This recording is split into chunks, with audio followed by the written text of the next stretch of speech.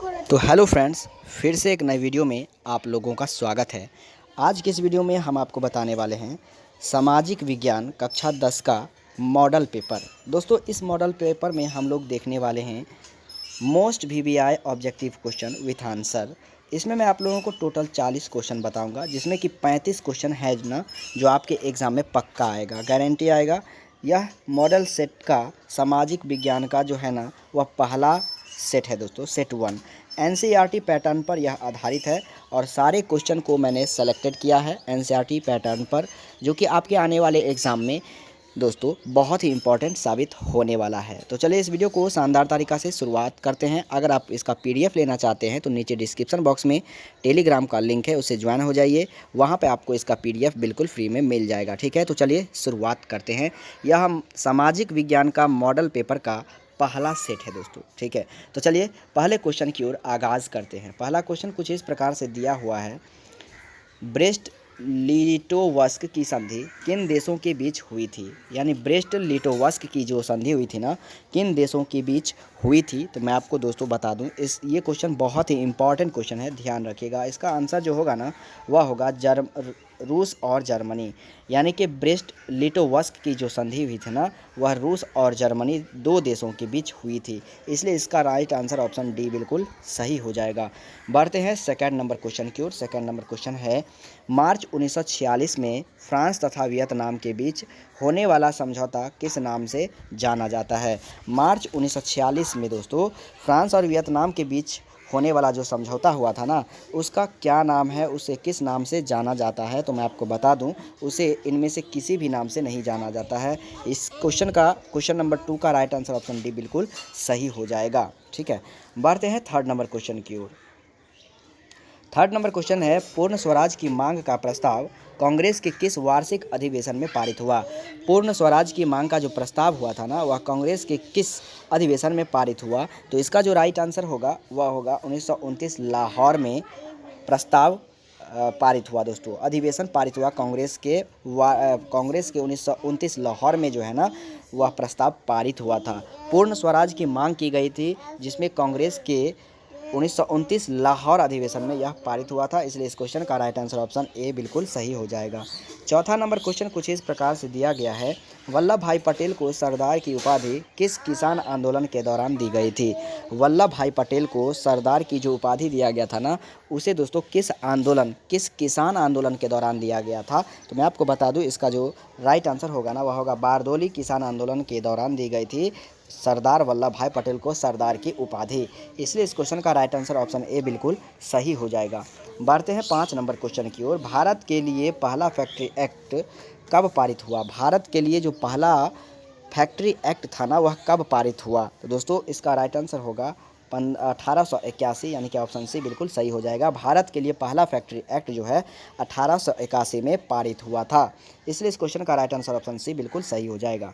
बढ़ते हैं 6 number question की ओर। पूंजीपति वर्ग के द्वारा किस वर्ग का शोषण हुआ। यानी किस वर्ग का शोषण हुआ पूंजीपति वर्ग के द्वारा। तो दोस्तों इनमें श्रमिक वर्ग, मध्यम वर्ग और कृषक वर्ग, सभी वर्ग के द्वारा जो है ना शोषण हुआ पूंजीपति वर्ग का। पूंजीपति वर्ग का जो है ना श्रमिक वर्ग, मध्यम वर्ग और कृषक वर्ग द्वारा जो है शोषण हुआ, यानी कि इस क्वेश्चन का राइट आंसर ऑप्शन डी बिल्कुल सही हो जाएगा, सभी वर्ग, ऑप्शन डी। बढ़ते हैं नेक्स्ट क्वेश्चन नंबर 7 की ओर। 7 नंबर क्वेश्चन है, आधुनिक युग में अर्थव्यवस्था के क्षेत्र में होने वाली सबसे बड़ी क्रांति कौन सी थी। आधुनिक युग में अर्थव्यवस्था के क्षेत्र में होने वाली सबसे बड़ी क्रांति कौन सी थी। वेरी वेरी इंपॉर्टेंट क्वेश्चन है, जो आपके एग्जाम में बहुत ही इंपॉर्टेंट साबित हो सकता है। तो औद्योगिक क्रांति जो है ना वह आधुनिक युग में अर्थव्यवस्था के क्षेत्र में होने वाली सबसे बड़ी क्रांति है, औद्योगिक क्रांति, ऑप्शन बी बिल्कुल सही हो जाएगा। 8 नंबर क्वेश्चन है दोस्तों, वेरी वेरी इंपॉर्टेंट क्वेश्चन है, भूमंडलीकरण की शुरुआत किस दशक में हुई। भूमंडलीकरण की जो शुरुआत थी ना वह किस दशक में हुई, आपको ये बताना है। तो दोस्तों इसका जो राइट आंसर होगा, भूमंडलीकरण की शुरुआत जो है 1990 के दशक में हुई थी, यानी कि ऑप्शन ए बिल्कुल सही हो जाएगा। बढ़ते हैं 9 नंबर क्वेश्चन की ओर। गुटेनबर्ग ने सर्वप्रथम किस पुस्तक की छपाई की। गुटेनबर्ग ने सबसे पहले एक पुस्तक का छपाई किया था, उसका क्या नाम है। तो दोस्तों उसका नाम है बाइबिल। गुटेनबर्ग ने सबसे पहले बाइबल पुस्तक की छपाई की, यानी कि ऑप्शन डी इसका बिल्कुल सही आंसर हो जाएगा। बढ़ते हैं 10 नंबर क्वेश्चन की ओर। 10 नंबर क्वेश्चन है, विश्व में सर्वप्रथम यानी कि सबसे पहले मुद्रण की शुरुआत जो है ना कहाँ हुई? विश्व में, पूरे वर्ल्ड में मुद्रण की शुरुआत जो है सबसे पहले कहाँ पे हुई? तो दोस्तों वह चीन में हुई। मुद्रण की शुरुआत सबसे पहले चीन में, ऑप्शन सी बिल्कुल सही हो जाएगा। बढ़ते हैं 11 नंबर क्वेश्चन की ओर। मेढक के प्रजनन प्रक्रिया को बाधित करने वाला रसायन कौन सा है? मेढक के प्रजनन प्रक्रिया को बाधित जो कर देता है ना, वह रसायन कौन सा है दोस्तों? तो मैं आपको बताऊं, वह रसायन एंड्रीन है, जो मेढक के प्रजनन को बाधित करता है। ठीक है, यानी कि ऑप्शन सी बिल्कुल सही आंसर हो जाएगा। 12 नंबर क्वेश्चन दिया गया है, बिहार में अति जल दोहन से भूमिगत जल में किस तत्व का संकेंद्रण बढ़ा? बिहार में अति जल दोहन से भूमिगत जल में किस तत्व का संकेंद्रण बढ़ा? तो दोस्तों आर्सेनिक तत्व का जो है ना वह संकेंद्रण बढ़ा है बिहार में अति जल दोहन से भूमिगत जल में। ठीक है, यानी कि ऑप्शन सी बिल्कुल सही आंसर हो जाएगा। 13 नंबर क्वेश्चन दिया गया है, संविधान की धारा का संबंध है। संविधान की धारा का जो संबंध है वह किससे है? तो दोस्तों संविधान की धारा का संबंध वन जीवों तथा प्राकृतिक संसाधनों के संरक्षण से है। वन जीवों तथा प्राकृतिक संसाधनों के संरक्षण से है संविधान की धारा का संबंध, यानी कि ऑप्शन ए बिल्कुल राइट आंसर हो जाएगा। 14 नंबर क्वेश्चन कुछ इस प्रकार से दिया गया है, बिहार के कितने प्रतिशत भौगोलिक क्षेत्र में वन का फैलाव है? बिहार के कितने प्रतिशत भौगोलिक क्षेत्र में वन का फैलाव है?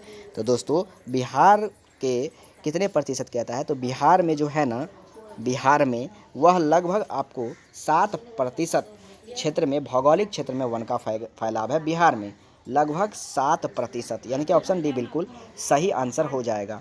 15 नंबर क्वेश्चन है, एल्यूमिनियम बनाने के लिए किस खनिज की आवश्यकता पड़ती है? एल्यूमिनियम बनाने के लिए किस खनिज की आवश्यकता पड़ती है? तो दोस्तों बॉक्साइट अयस्क की आवश्यकता पड़ती है एल्युमिनियम बनाने के लिए, यानी कि ऑप्शन डी जो है ना इसका बिल्कुल राइट आंसर हो जाएगा। बढ़ते हैं 16 नंबर क्वेश्चन की ओर, जो कि काफ़ी इंपॉर्टेंट क्वेश्चन है। एक एक इंपॉर्टेंट क्वेश्चन को ध्यान से देख लीजिए और याद कर लीजिएगा, ये आपके आने वाले एग्जाम में महत्वपूर्ण साबित हो सकता है। इस 40 प्रश्न में से यदि इस 40 प्रश्न को शुरू से लास्ट तक देख लेते हैं ना, तो दोस्तों आप लोगों को 35 नंबर गारंटी के साथ जो है वह 40 में से 35 क्वेश्चन गारंटी के साथ पूछेगा ही पूछेगा। इसका यदि आपको PDF चाहिए तो नीचे डिस्क्रिप्शन बॉक्स में इसका लिंक मिल जाएगा, ध्यान से देख लीजिएगा। भारत के किस राज्य में सौर ऊर्जा के विकास की सर्वाधिक संभावनाएँ हैं?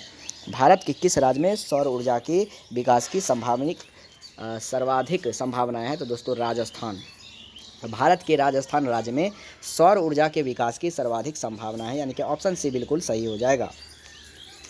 बढ़ते हैं 17 नंबर क्वेश्चन की ओर, निम्नलिखित में से कौन छोटे पैमाने का उद्योग है? निम्नलिखित में से कौन छोटे पैमाने का उद्योग है? ठीक है दोस्तों, यानी छोटे पैमाने का जो उद्योग है ना वह है विलीन उद्योग, यानी कि ऑप्शन सी बिल्कुल इसका राइट आंसर हो जाएगा।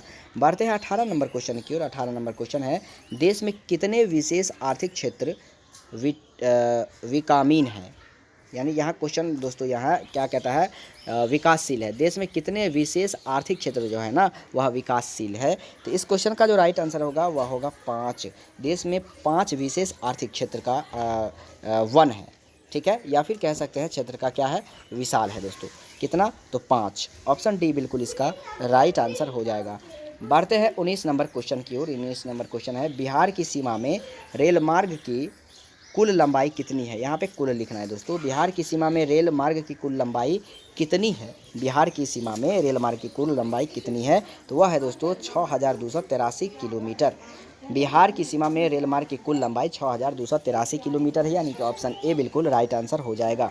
बढ़ते हैं 20 नंबर क्वेश्चन की ओर। 20 नंबर क्वेश्चन दिया गया है, तल चिन्ह की सहायता से किसी स्थान विशेष की मापी गई ऊंचाई, यहाँ पापी लिखा है दोस्तों, इसके लिए आप इग्नोर करिएगा, इसके जगह पे आपको लिखना है मापी।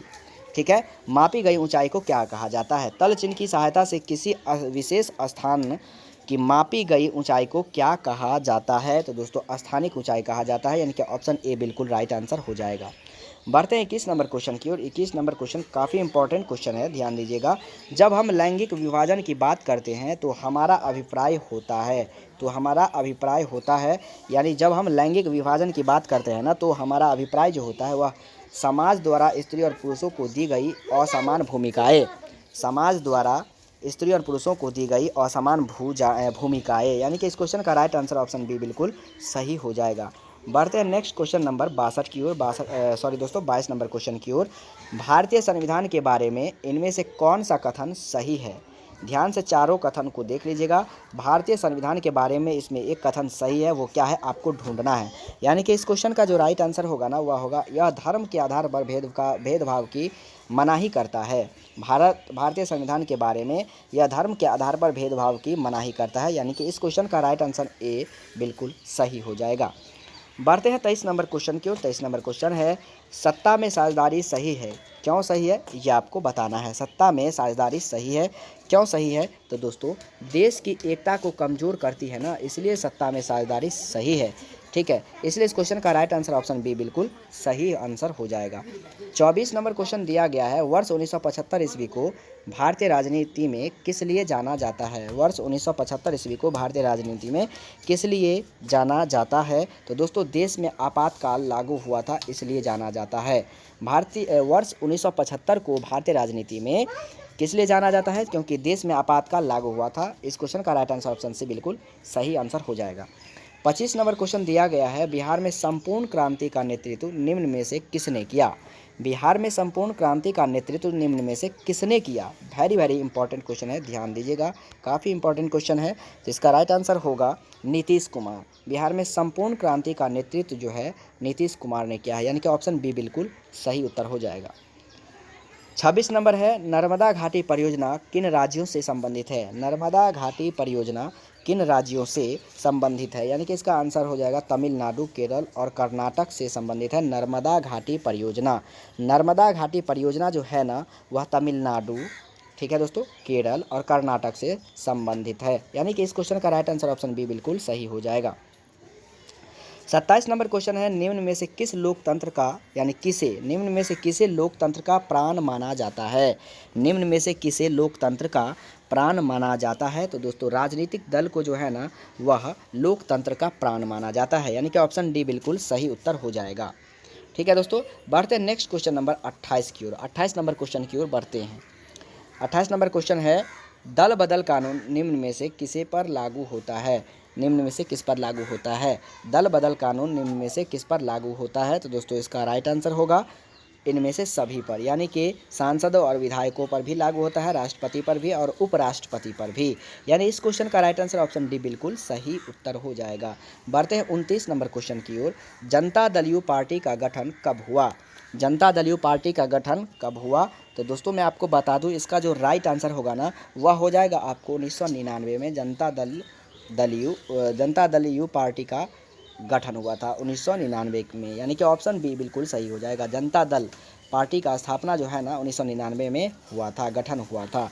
बढ़ते 30 नंबर क्वेश्चन की ओर। 30 नंबर क्वेश्चन काफ़ी इंपॉर्टेंट है आपके एग्जाम के दृष्टिकोण से। निम्न में से कौन अर्थव्यवस्था के प्राथमिक क्षेत्र में सम्मिलित है? तो दोस्तों, इसका जो ऑप्शन दिया गया है, चारों ऑप्शन को गौर से देखिएगा। निम्न में से कौन अर्थव्यवस्था के प्राथमिक क्षेत्र में आता है? वह है कृषि क्षेत्र, यानी कि ऑप्शन बी बिल्कुल इसका सही उत्तर हो जाएगा। बढ़ते हैं 31 नंबर क्वेश्चन की ओर। 31 नंबर क्वेश्चन है, जिस देश की प्रति व्यक्ति आय अधिक होती है वह देश कहलाता है। जिस देश की प्रति व्यक्ति आय अधिक होती है ना, वह देश क्या कहलाता है दोस्तों? तो वह देश जो है ना आपका विकसित देश कहलाता है। जिस देश की प्रति व्यक्ति आय अधिक होती है वह देश विकसित कहलाता है। जिस देश की प्रति व्यक्ति, एक बार फिर से दोहराइए इस सवालों को, जिस देश की प्रति व्यक्ति आय अधिक होता है वह विकसित देश होता है। इसलिए इस क्वेश्चन का राइट आंसर ऑप्शन बी बिल्कुल सही उत्तर हो जाएगा। 32 नंबर क्वेश्चन दिया गया है, बिहार के किस जिले की प्रति व्यक्ति आय सर्वाधिक है? यानी कि बिहार में किस जिले की प्रति व्यक्ति आय जो है ना वह सबसे अधिक है? तो दोस्तों, बिहार के जिला जो है ना, बिहार में जिला जो है वह किस जिला में प्रति व्यक्ति आय जो है ना वह आपका सर्वाधिक है, यानी कि सबसे अधिक है? तो मैं आपको बता दूं, वह गया जिला है एक बिहार में, जिसमें प्रति व्यक्ति आय बहुत ज़्यादा है गया जिला में। ठीक है दोस्तों, इसलिए इस क्वेश्चन का राइट आंसर ऑप्शन बी बिल्कुल सही उत्तर हो जाएगा। 33 नंबर क्वेश्चन कुछ इस प्रकार से दिया गया है, भारत का केंद्रीय बैंक कौन सा है? भारत का केंद्रीय बैंक कौन सा है? तो ये सबको पता होगा, भारत का केंद्रीय बैंक जो है ना वह रिजर्व बैंक ऑफ इंडिया है, यानी कि ऑप्शन ए बिल्कुल सही उत्तर हो जाएगा। एक एक क्वेश्चन को ध्यान से देख लीजिएगा, जो क्वेश्चन आपको याद है बिल्कुल सही है, और आप लोग मुझे ये कमेंट करके बताना कि आप लोगों का कितना उत्तर सही हुआ और कितना नहीं। यानी कि दोस्तों यहाँ पे 34 नंबर क्वेश्चन काफ़ी इंपॉर्टेंट है। कहता है व्यावसायिक बैंकों का सर्वप्रथम राष्ट्रीयकरण कब किया गया।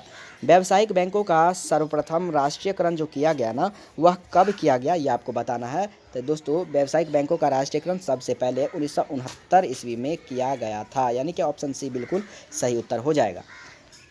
35 नंबर क्वेश्चन दिया गया है, ऊर्जा के मुख्य स्रोत क्या है। ऊर्जा का जो मुख्य स्रोत है ना, वह क्या है दोस्तों।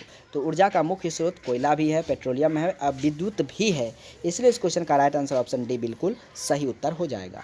बढ़ते हैं 36 नंबर क्वेश्चन की ओर। दोस्तों अगर इसका पीडीएफ आपको अगर चाहिए फ्री में, तो नीचे डिस्क्रिप्शन बॉक्स में जाना है, टेलीग्राम को ज्वाइन कर लेना है और वहाँ से आपको पीडीएफ इसका बिल्कुल फ्री में मिल जाएगा। प्रत्येक चैप्टर वाइज जो है यहाँ पे तैयारी की जा रही है, कराई जा रही है 10th क्लास और 12th क्लास के स्टूडेंट के लिए। अभी फ़िलहाल 10th क्लास के स्टूडेंट के लिए स्पेशल में पढ़ाया जा रहा है दोस्तों, सब्जेक्टिव और ऑब्जेक्टिव दोनों क्वेश्चन। यदि आप लोग नहीं देखे हैं ना, जो भी टॉपिक आपको चाहिए, अगर आपको नहीं देखे हैं तो यूट्यूब के सर्च बार में जाना है और उस टॉपिक का नाम और बाय सूरज सर लिखेगा तो वो टॉपिक आ जाएगा। अगर कोई टॉपिक को समझने में आपको प्रॉब्लम होता है तो वो कमेंट बॉक्स में ज़रूर लिखना, आपके टॉपिक के ऊपर एक वीडियो बनाया जाएगा और आपका नाम भी लिया जाएगा दोस्तों, ठीक है। देखिए 36 नंबर क्वेश्चन काफ़ी इंपॉर्टेंट क्वेश्चन दिया गया है। कहता है इनमें से कौन सी बहुराष्ट्रीय कंपनी है, यानी ये जो नीचे दिया गया है ना, इसमें बहुराष्ट्रीय कंपनी कौन सी है। तो मैं आपको बता दूं, इनमें बहुराष्ट्रीय कंपनी जो है ना, वह फोर्ड मोटर्स भी है, सैमसंग भी है, कोका कोला भी है। इसलिए इस क्वेश्चन का राइट आंसर ऑप्शन डी बिल्कुल सही उत्तर हो जाएगा। बढ़ते हैं 37 नंबर क्वेश्चन की ओर। उपभोक्ता अधिकार दिवस कब मनाया जाता है। उपभोक्ता अधिकार दिवस जो है ना, वह कब मनाया जाता है। तो दोस्तों 15 मार्च को मनाया जाता है, यानी कि ऑप्शन बी बिल्कुल सही उत्तर हो जाएगा। बढ़ते हैं 38 नंबर क्वेश्चन की ओर। 38 नंबर क्वेश्चन यहाँ पे बहुत ही इंपॉर्टेंट क्वेश्चन है, ध्यान से देखिएगा। यदि किसी वस्तु या सेवा का मूल्य 20 लाख से अधिक तथा 1 करोड़ से कम हो तो उपभोक्ता कहाँ शिकायत कर सकता है। यदि किसी वस्तु या सेवा का मूल्य 20 लाख से अधिक और 1 करोड़ से कम हो तो वह उपभोक्ता कहाँ शिकायत कर सकता है। मोस्ट वीवीआई क्वेश्चन है दोस्तों, मोस्ट वीवीआई क्वेश्चन है, MVVI क्वेश्चन है। यदि किसी वस्तु या सेवा का मूल्य 20 लाख से अधिक है और 1 करोड़ से कम है ना, तो उपभोक्ता कहाँ पर शिकायत कर सकता है। तो उपभोक्ता राज्य आयोग में शिकायत जो है ना, वह कर सकता है, यानी कि इस क्वेश्चन का राइट आंसर बिल्कुल ऑप्शन बी सही हो जाएगा। बढ़ते हैं 39 नंबर क्वेश्चन की ओर। आज का सेकंड लास्ट क्वेश्चन है 39 नंबर। सुनामी का प्रमुख कारण क्या है। सुनामी का प्रमुख कारण क्या है। तो मैं आपको बता दूं, सुनामी का जो प्रमुख कारण है ना, वह समुद्र में भूकंप का आना है सुनामी का प्रमुख कारण, यानी कि ऑप्शन ए इसका बिल्कुल सही उत्तर हो जाएगा। बढ़ते हैं आज के 40 नंबर और लास्ट क्वेश्चन की ओर। लास्ट नंबर क्वेश्चन है, भूकंप केंद्र के ऊर्ध्वाधर पृथ्वी पर स्थित केंद्र को क्या कहा जाता है। भूकंप केंद्र के ऊर्ध्वाधर पृथ्वी पर स्थित केंद्र को क्या कहा जाता है। तो दोस्तों 40 नंबर क्वेश्चन काफ़ी इंपॉर्टेंट क्वेश्चन है। भूकंप केंद्र या अधिकेंद्र या केंद्र, या इनमें से कोई नहीं। तो इस क्वेश्चन का जो राइट आंसर होगा ना, वह होगा अधिकेंद्र।